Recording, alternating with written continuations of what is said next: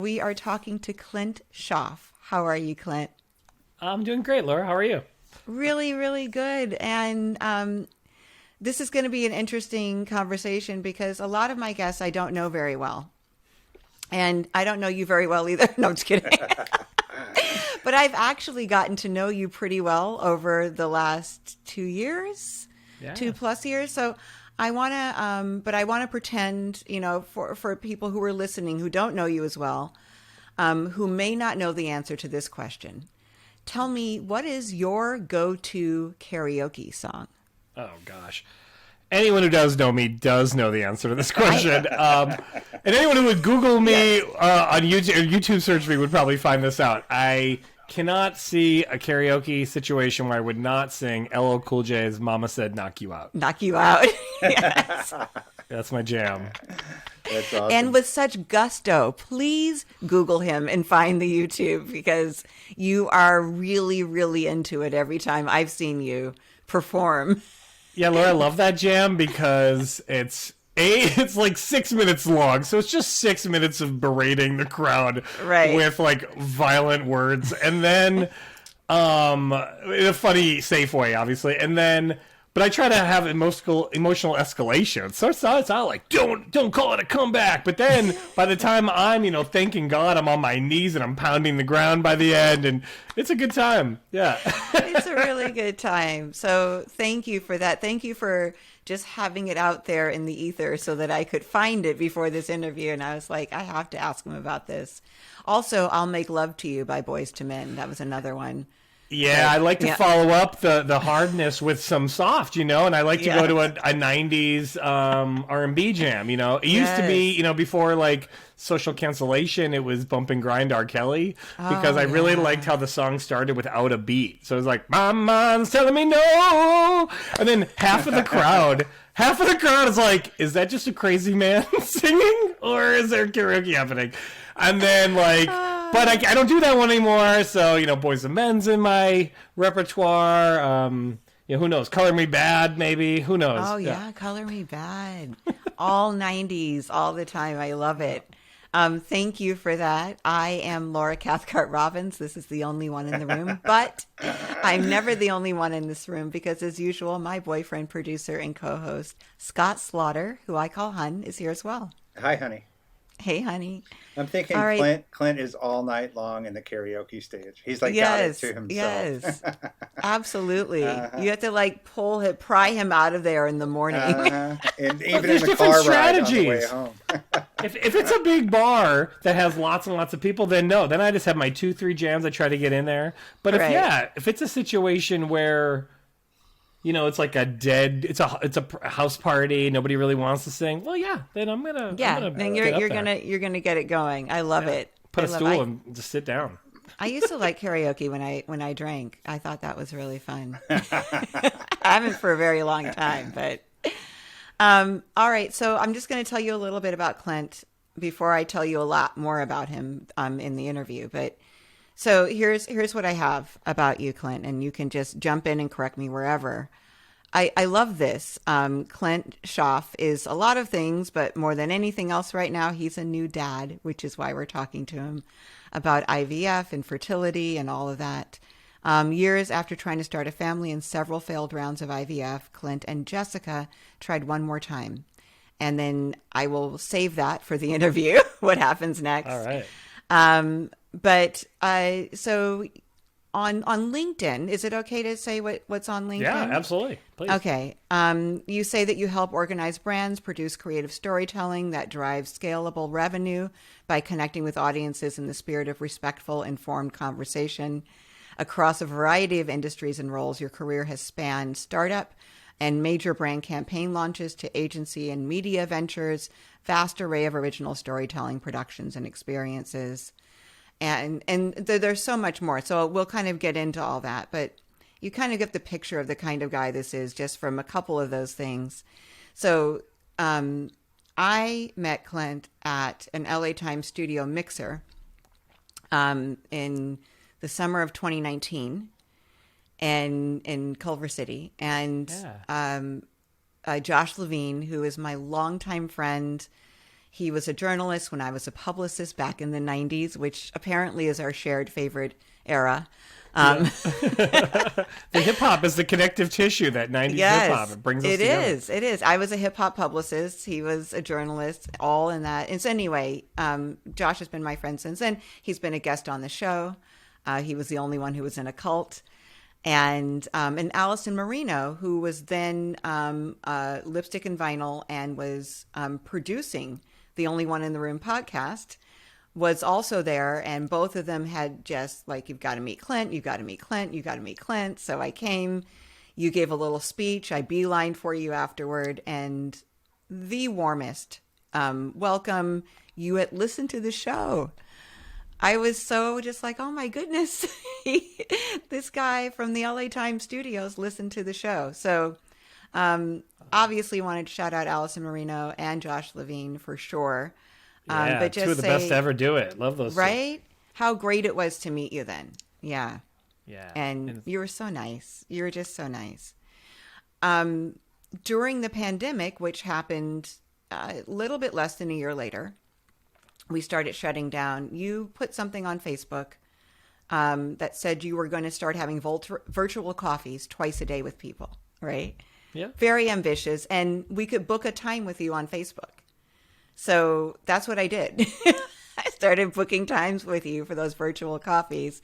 Again, not really knowing you, but wanting to get to know you better and just wanting to make that connection. Really loved that you were doing that. I thought it was genius. NPR covered it. Is that right? Yeah, that's right. Ah, yeah, so they cool. did a little feature on it in ways that people are engaging in this time where we're supposed to be socially distancing, but how do we stay socially connected when we need it most? Right. Yeah, yeah. And it was during one of those conversations that you started telling me about your journey with fertility and that you and Jessica really wanted a baby, right? Yeah. And I was really honored that you were like sharing that with me because, and this is why I wanted to talk to you today. I've heard moms talking or women who wanted to be moms or moms talking about that subject openly at times. I never heard a dad just kind of talking about the journey with someone that, maybe wasn't their best friend at the time. So I was really struck by that. And so before I'm going to let you talk now, but before I do, can you tell me how you identify? Because that's the first question I usually ask people. Like as he, him? Yeah. Yeah. Yeah, or absolutely. whatever. Yeah. Yeah. He, him. Okay. So right now you're talking to us from Bentonville, Arkansas. Yeah. Which is your new Arkansas in the home. house. Yeah. Yes. Which is very cool. I mean, I feel like, you can correct me if I'm wrong, but I feel like it's like Austin and like, kind of those cities that people overlooked for a while and are really cool. And is it blue? Bentonville? Oh, like politically? Yeah. Maybe slightly the city, but not the county. So Not the county. Yeah, we're in this interesting place here where Bentonville is most known as the home of the world headquarters for Walmart, the largest corporation in the world. So as a result of that and some of the wealth that has come from that generous family, the Waltons, there's all these unparalleled arts and entertainment opportunities. It's this wonderful museum called Crystal Bridges, another more contemporary museum called The Momentary, and then the food scene, and then this bicycle. It's become the bicycle capital of the world. The cyclocross world championships, which have only been in the United States twice in history, were here last weekend actually. Wow. And so there's all this. It's a boom town. It's kind of like Austin in the early 90s, some say, and that's great. But it's also kind of cool because it's so I'm from a town called Mandan, North Dakota. It's on the border where Mandan and Bismarck, if you're familiar with either of those towns, they're split by the Missouri River. And author John Steinbeck once wrote that that's where the map should fold. That those two cities, although they're just separated by a river, are as different as any two cities on the map. And it's where the map should fold. I feel like that's true of Northwest Arkansas. I feel like we are like at the intersection of what people think of when they think of the Midwest, the South, and then the West more generally, like the Plain States and the wildness of the West. And as a result, I think it's just a really cool, vibrant place. I'm taking back how much I like it. It's strange because I've been a Californian for 20 years, but right. Northwest Arkansas is treating me well. Well, that is really, I mean, first of all, because I follow you, you're actually one of the few people on Facebook who still pop up in my feed. Nice. For some reason, or Meta has, I only see the same 6 people, but I see you, and you're making me fall in love with Arkansas, which is a state I've honestly never thought much about, if at all. I have a friend from Arkansas. She does that suey thing. Woo, pig suey. Yeah. The Razorback fight chant thing. Yeah, it's great. But that's about it. So for me, you're giving it new life with the way that you're posting about it and kind of your journey to growing to love it, especially since it doesn't seem like you expected to.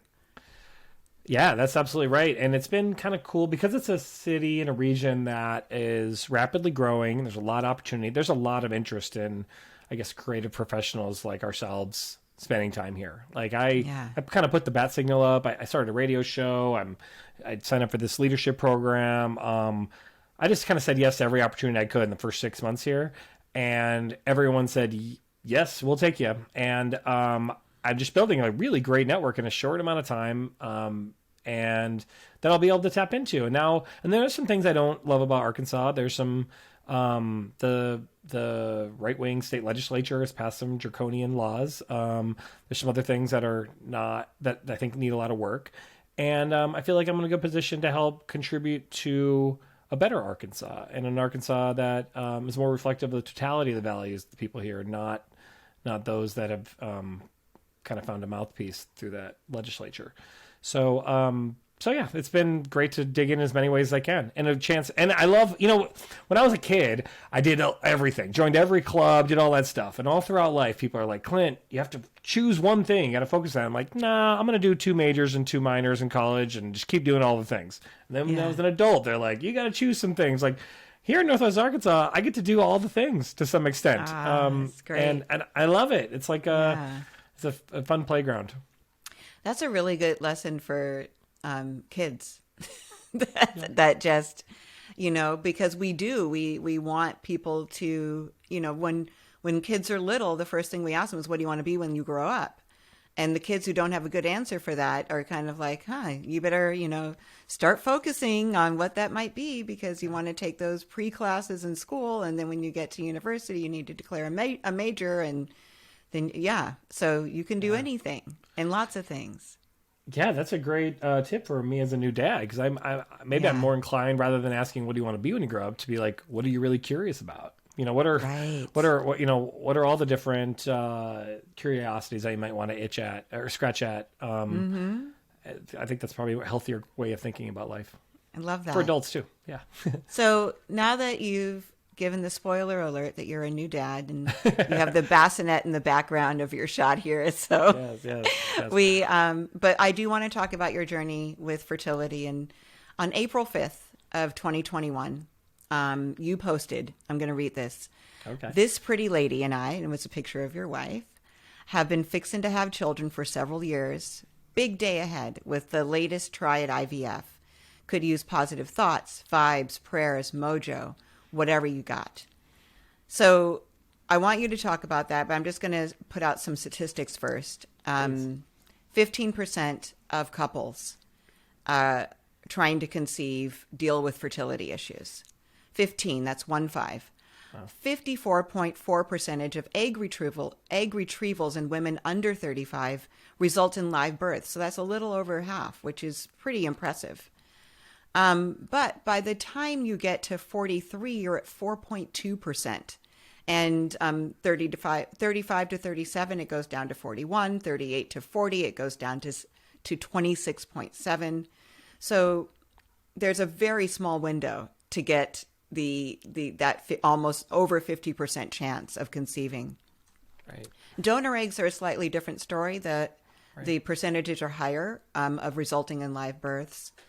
The cost is somewhere around $15,000 per round. It could be less. It could be a little bit more.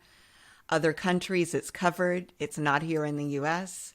That's another conversation. Mm-hmm. So one, I want to know, because this is, the thing that really struck me about our conversation was that, like I said, I had not heard a dad talking about this. And I want to know why you were so open about sharing it, not just with me, but why did you choose to post about this and receive everything that you must have known was going to come at you afterward?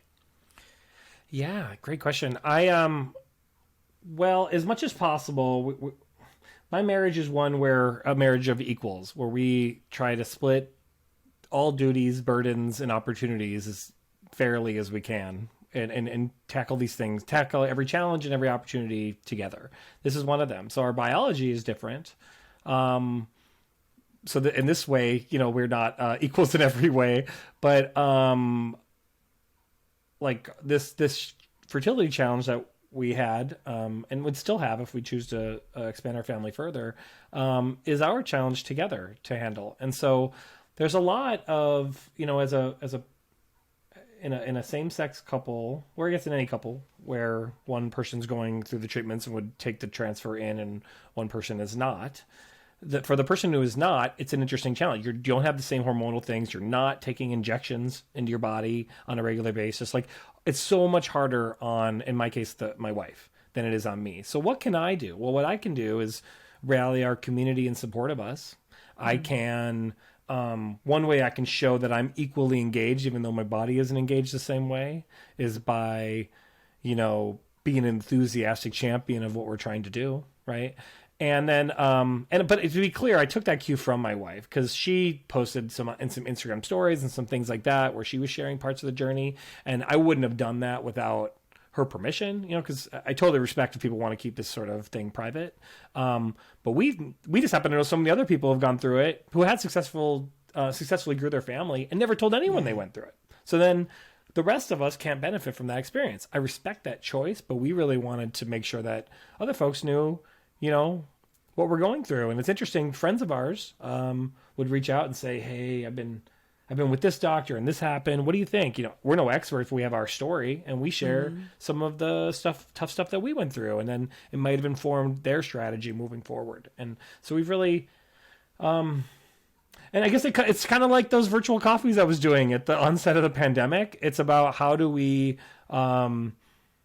we're stronger together with more people tackling a topic together. So just like that coffee led to you and I strengthening a acquaintance relationship into a friendship. Yes. That IVF putting out some, I guess some chum in the water to talk about the IVF, a prompt, led to some strengthened relationship with people in our network too. And then we have a shared journey toward trying to, have families. So it's been great. I love that answer so much. And it seems really obvious when you say it like that, especially the generosity of sharing it so that others can, if they go through their same challenges or go through any of the challenges, they have someone else's experience to draw from, and I'm a really private person, which seems very contrary to everything I do because I write very openly about stuff. I have this podcast, but truly I am a private person. And there would be things, in my life, I have decided to make certain things public for that very same reason. But that just strikes me as really generous, and I just appreciate that. I have a couple questions more. I want to talk about, because you said that about the tough stuff. Can you give me some examples, that you're willing to discuss that are some of the tough things that you went through?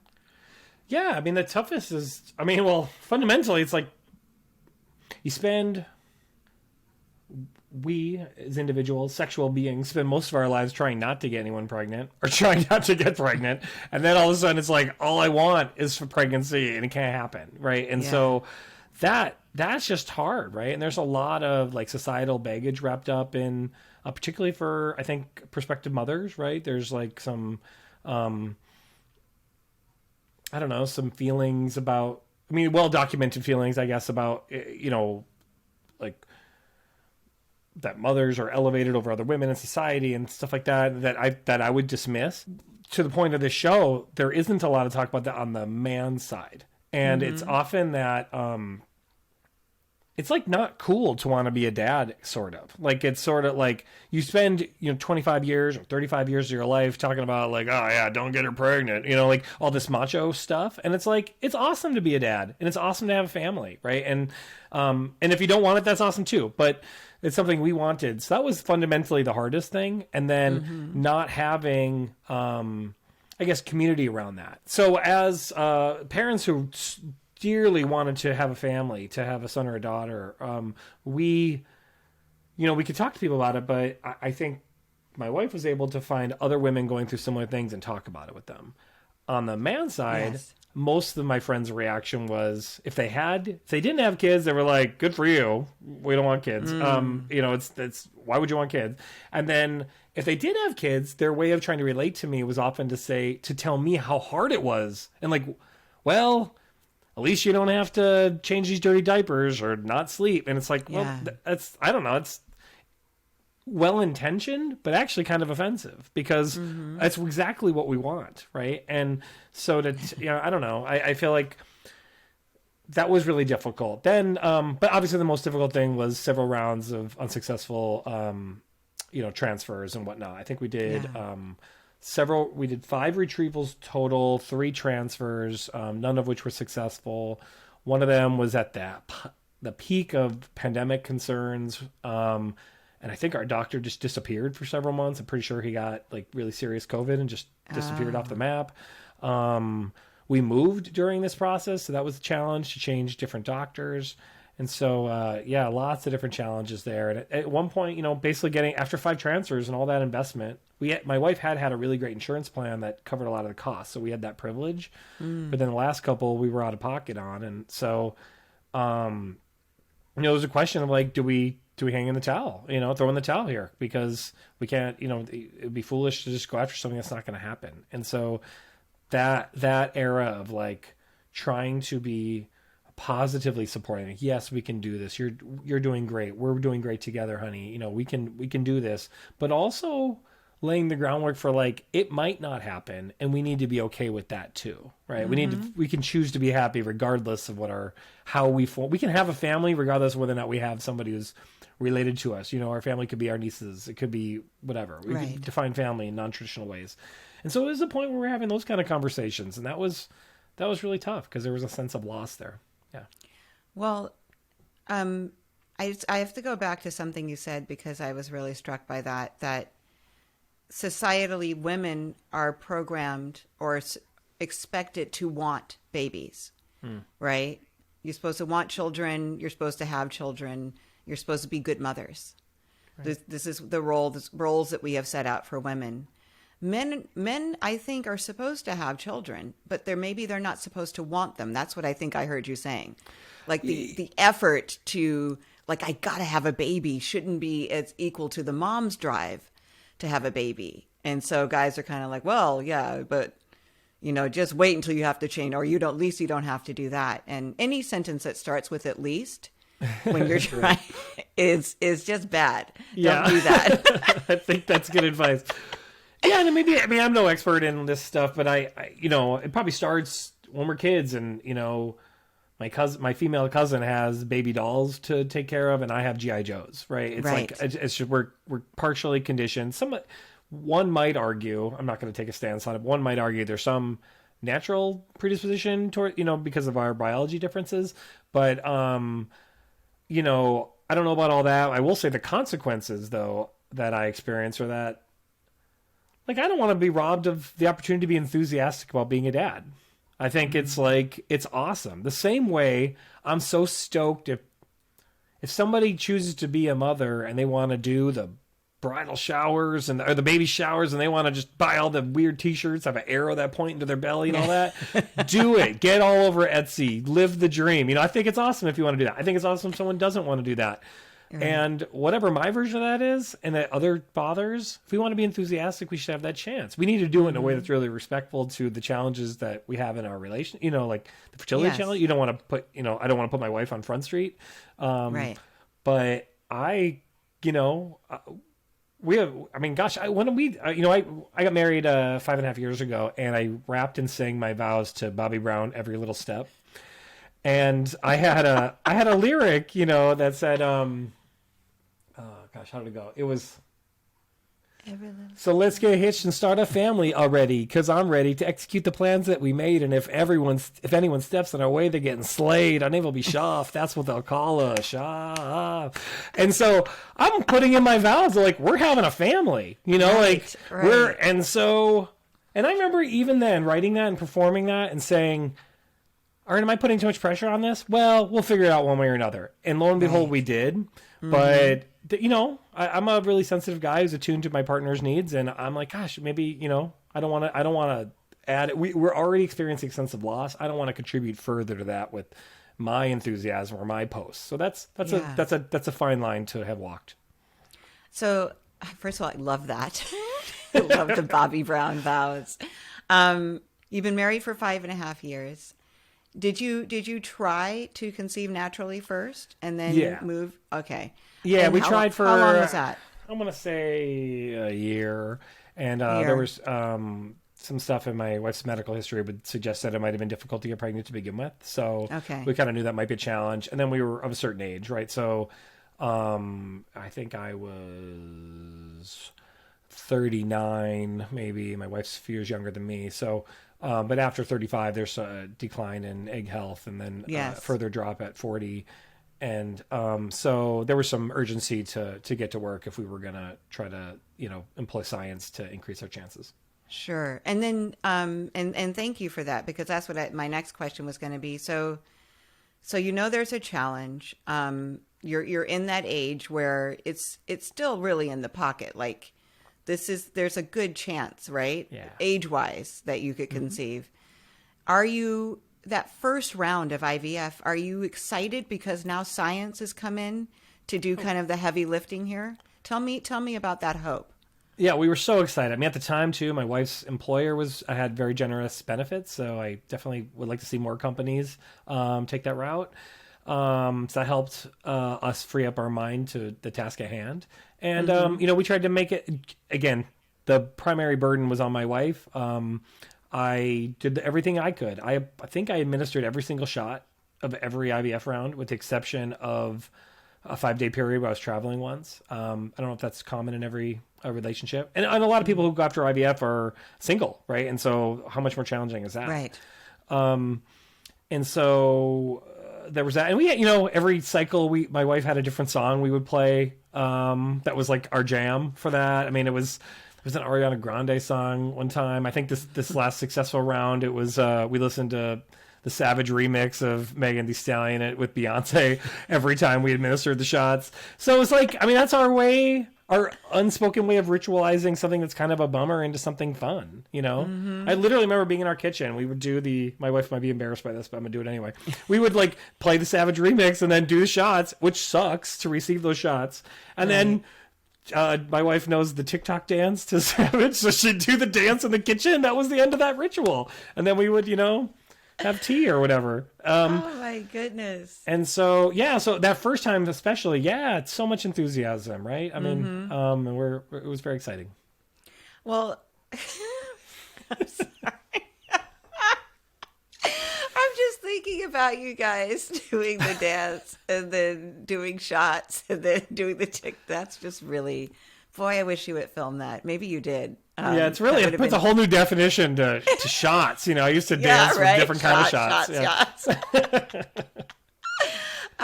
So then let's cut to, because you said there were 5 egg retrievals. Is that right? Yeah, I believe 5 retrievals and 3 transfers.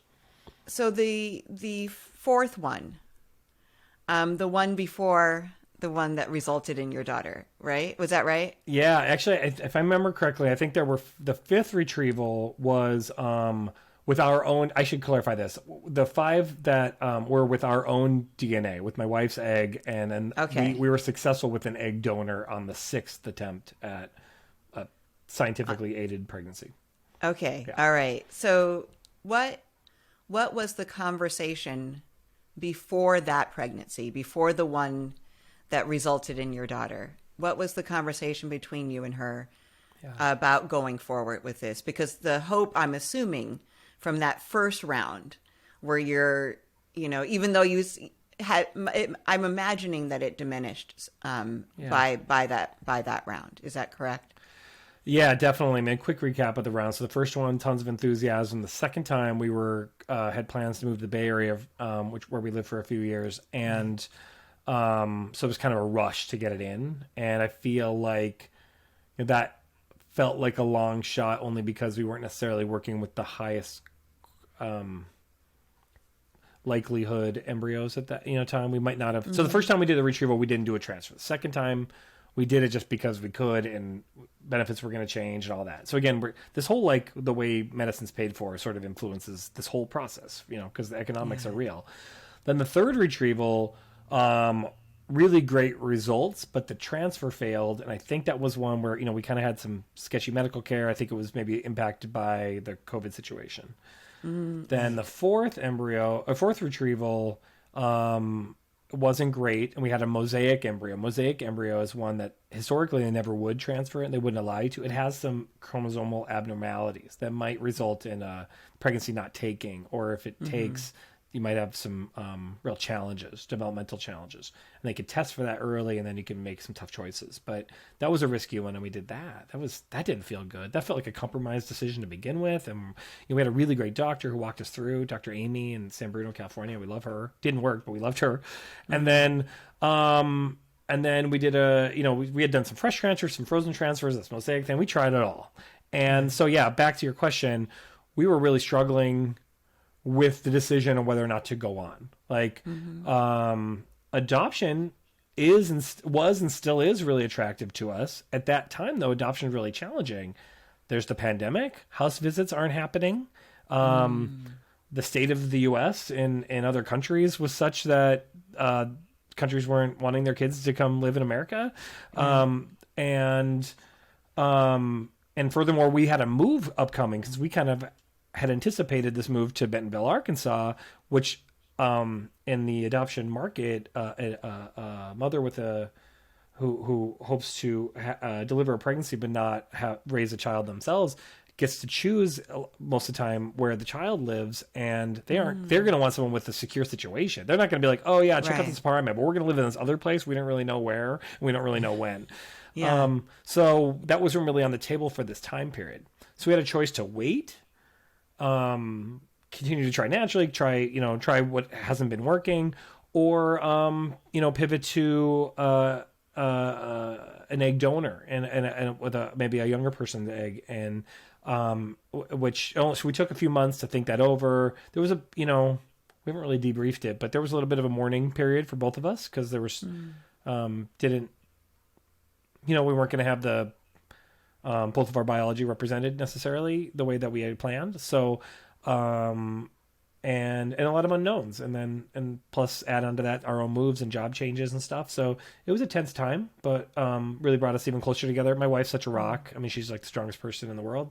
And so then, but then this decision to try an egg donor was challenging in and of itself. My wife is Korean American. We would love to have a child of any background, but if we're choosing the egg, we may as well choose some sort of, it would be cool to represent that heritage and background. So there aren't a lot of Korean egg donors. So that was a challenge. So then I think we found like 5 donors in the country or something like that. Wow. So there happened to be, some donors in LA, and we matched and, went to work. But then honestly, we went from being in a valley in the conversation to a real peak again, because we're aware of the statistics that with an egg donor, we were going to we had a really good shot at success. And so we were ultra positive about it. Yeah, the results can be up in the 70s to 80s percentage-wise for a donor egg for implantation for a live birth result, which is really encouraging. And then it became kind of fun, It was like, it feels sort of weird. It's like a science lab experiment at some point, but. You're matching with donors. You're learning. You don't meet them, but like we saw photos, childhood and current photos of the young woman whose egg that we that produced our child, or whatever, and like their favorite books and movies and things like that, and what they were like when they all this self questionnaire, and it was really interesting to think.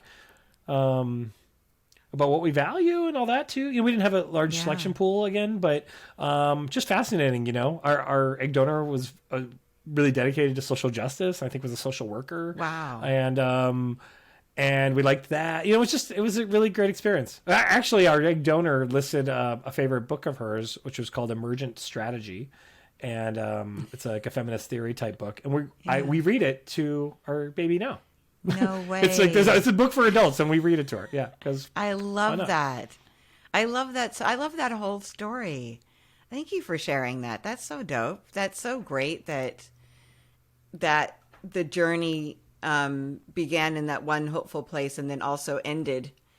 Not the journey didn't end there, but where the result of the journey began with that second hopeful place. Yeah. I Googled IVF and dads, and everything that I saw was geared towards same-sex couples. Two dads in the situation, almost nothing for cis hetero men. And I thought that was really interesting. I did find the Ivf Dad Podcast. Have you heard that? No, that sounds great. It's a podcast. This guy, and he's British. He shares his journey because he found that dads weren't talking about it. And I just thought that was kind of cool, but not much. Yeah. Not much on dads and what this process looks like. So tell me about when it hit. First of all, did you take the test at home? Did you go in for a pregnancy test? Tell me about all that. Yeah, we go in. So my memory might not be totally right here, but after we do the transfer, I do my business. We do the egg. We get the egg that's been retrieved from the donor, and then the embryo is created, and then X amount of days go by where they can look at the viability of that embryo, kind of rank them based on their likelihood to stick, and then we get to choose what we're gonna do. Then we did the transfer, and then I don't know, X amount of weeks later, we go in to check the pregnancy and to see if it's attached. Also, we're monitoring. We're doing shots. We're monitoring hormone levels along the way, and the hormone levels, I believe, are what indicate whether or not we're on the right track. And if those hormones aren't increasing, we have bad news. They were increasing, and other times, remember, we had done 3 other transfers, and so I think 1 or 2 of those we had a rising count of these hormonal levels, and then they stopped rising, and then it obviously didn't work. So we were cautiously optimistic as we saw the levels rise, and then we went back in for the next appointment. They said, "Oh, y'all are pregnant." And then in the beginning, just like any pregnancy, there's it's still life is precious, and we have to see if this really takes. And then when you get further and further along, you realize that this is really happening, and better get a registry and put together some furniture. So, are you a crier? Sure, maybe, yeah. Did you cry when you heard that it was real? I don't know if I did at the doctor's office, but at different points in different checkpoints for sure. Yeah. Absolutely. Yeah. I mean, my eyes got moist just as you were saying that. You kind of sped up to getting the baby furniture, but that's probably me, trying to hone in my own emotions too. But that's a really huge moment, Yeah. I mean, I remember my own, and we hadn't had any interventions, but we had been trying. Yeah. For a while, and it was surreal to hear that there was actually, a viable embryo that I was pregnant. That's awesome. It's awesome news, and then the fear.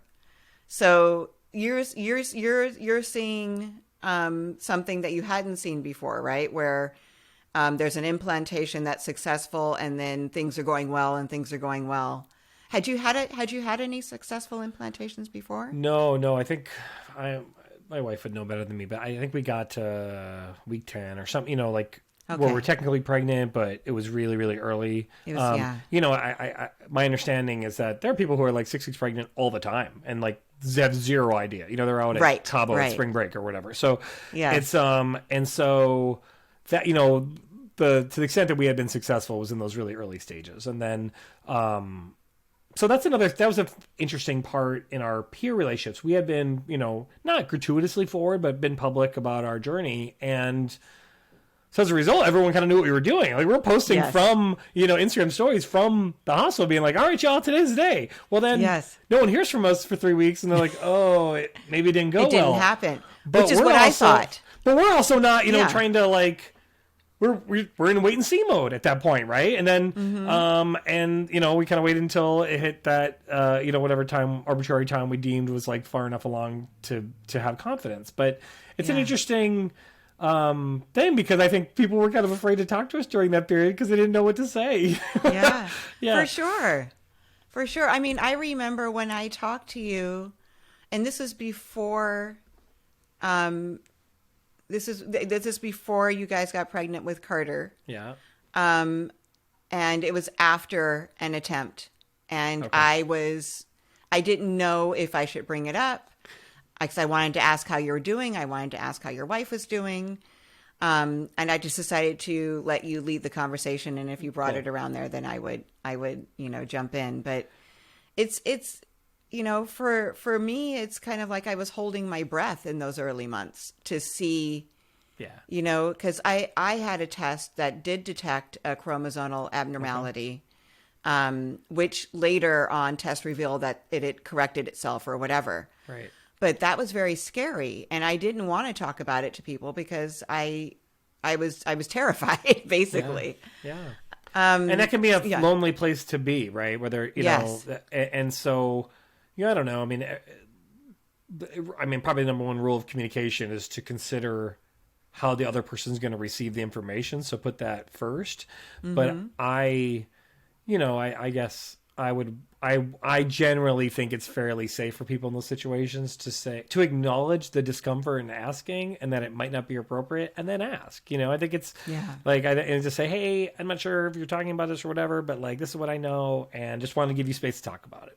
That's a really good suggestion. Yeah. Yeah. And just being in a very and then if the person just kind of brushes it off or like didn't take that cue and then move on. Right. And then give them whatever else you think they need, which is maybe a diversion or a distraction from that topic. But yeah, I think that's a good rule of thumb. It might have helped you back then and helped us when we were going through this too. Yeah, thank you for that. Yeah. Tell me about baby Carter. Baby Carter is the best. All right, her name's Carter. She really is. Carter Juhee. She's adorable, and she's awesome. She's just a little ball of energy. We named her Carter. I think prompted my last name. My full name is Clinton. There's President Clinton, so we were looking at presidential names, and so we went with Jimmy Carter. My wife really likes the name Reagan, but we ain't playing that. So, so Carter is a great name, and then Juhee is a nod to our Korean roots as a family, and I believe the name means joy, and she's brought that and more to us, and she's just delightful. Okay, I love her pictures. Do you pose her? Or do you just wait for those great poses and the faces? I mean, my other number one advice for new parents is get the bigger data plan because I'm just snapping like crazy, trying to get that one with the smile or whatever. She's pretty photogenic. She does all right in a limited photo session. We haven't taken her to get any professional photos or anything. We've done all that ourselves. Yeah, I was like, you don't need to. The photos are great. I love them. I mean, her middle name is very appropriate because they look joyful. Yeah. Everything. I love the Razorback. Was it a onesie? Yeah, a little onesie. Yeah. That was so great. Yeah, it's fun. I mean, I just trying to, I do this radio show here in Bentonville called Hip Hop Hello. You've been a guest on the show. I was a guest, yes. And I kind of want to do another radio show where Carter's my co-host, and I'm just going to explain to her like all the music she needs to know about. So we've listened to a lot of the Beatles and Bob Marley because I think it's like the world's greatest children's music. And it's also just great music. Yes. And so now I'm like, what else is in that category? So I am so excited to have a little buddy to introduce the world to. And, I think she's a real beacon for myself, but hopefully for other people too as she grows up. First of all, please do that show. Yeah. What a great idea for a show. Yeah, that'd be fun. And I don't know. is everything private that I see where you're posting, or do you post about her publicly as well? I post her publicly on my Instagram. Yeah. And she has her Okay. own private Instagram where we share a little bit more. But yeah. How old is she now? She'll be 7 weeks in a couple days. Yeah. That's awesome. Yeah. Oh my goodness. All right. So I think you just answered my next question. We have to wrap up, but being a dad, if you can sum it up in 4 sentences, tell me what your experience has been like. 5 sentences. I don't know if I'll follow your rules, but being a dad has just been is going to be the greatest joy of our lives, of my life. And an opportunity to raise my game and be the best version of myself possible, so that I can be, the best protector, provider, buddy, friend, confidant, musician friend, jam buddy, whatever that Carter needs me to be. And it's just really provides a lot of, I'm finding, on a selfish note, I'm finding that it really provides a lot of focus to other things I want to do in my life too, because everything I do, even my selfish projects that are more oriented to my own passions, I want them all to be engineered toward, with the intention of, improving this broken world that we live in and making everything better for her and everyone like her. That's amazing. That's amazing. I love that answer. Okay, last question. If you could only, from this point on, post about one of these 3 things for the rest of your life, Oh my gosh. would it be Carter, hip hop, or politics? I mean, they're all adjacent to each other, I would want to, I would be most interested in having a voice in the area loosely related to politics, but I'd reframe it as more like improving our world and to be more just, not necessarily just electoral politics. But if I had to choose, mostly because at some point here, Carter should control her own digital reputation and her right to privacy. So Yes. I don't want to be that dad who's putting all her stuff on blast for just, but. She's so cute. I have to share her. She is I can't believe she's 7 weeks. Yeah. I feel like she's older because we've been anticipating her for so long. But yeah, it was April, whatever that date was that I read, April 5th. Yeah. That you first posted. So that's the timing. She's 7 weeks old. There Yeah. you April go. 5th, 2021. Wow. You've been amazing. This was a conversation that needed to be had, and I'm so grateful for you. You're so generous and sweet, and I when you didn't answer right away when I texted you to see if you'd be willing to talk about this, I thought, oh my God, he doesn't want to talk about this. And then you hit me back and like, oh, I'm sorry, I didn't see this. Yeah, of course. And I was like, yes, thank you. Oh, anytime. I'll roll with you and Scott anytime. Y'all just let me know where we need to be, and let's posse up. You're the best. Hey, where can people find you? Oh, yeah. You can find me on any of the social networks at my full name, Clint Schaff, ClintSchaff. My radio shows, Hip Hop Hello NWA on Instagram and Hip Hop Hello on Mixcloud. And this little company I'm doing on the side is called Fixin. You can find us at Let's Go Fixin, Fixin, on Instagram and Twitter. Elsewhere coming up, and then I'm still those are probably the best ways to reach me, and we're up to a lot of great stuff, so would love to meet people who are listening to this great show. Indeed. Yes, stay tuned, because there are a lot of great things about to come forth. Yes. That we can talk about later on. Thank you, Clint. Thank you so much. Yeah, thanks so much, Lauren. Clint. That was awesome. Hi, I'm Clint Schaff, and I'm the only dad talking about IVF.